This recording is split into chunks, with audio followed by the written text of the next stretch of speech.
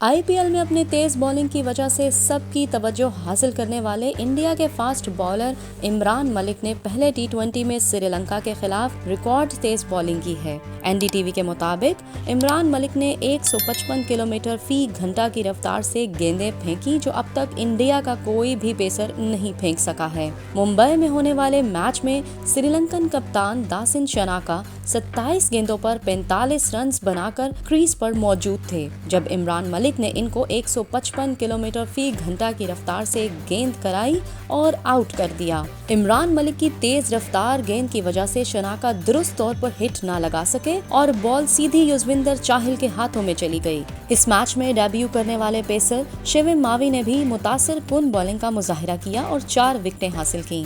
इमरान मलिक को इनकी बख रफ्तारी की वजह से सोशल मीडिया पर भी सराहा जा रहा है और भारतीय शायकीन इनसे शोएब अख्तर की तेज तरीन गेंद का आलमी रिकॉर्ड तोड़ने की उम्मीद कर रहे हैं। साबिक इंडियन बॉलर इरफान पठान ने इनकी रफ्तार के हवाले से लिखा है कि इमरान मलिक सिर्फ आग ही नहीं फेंक रहे, बल्कि लाइन और लेंथ भी बेहतर कर रहे हैं।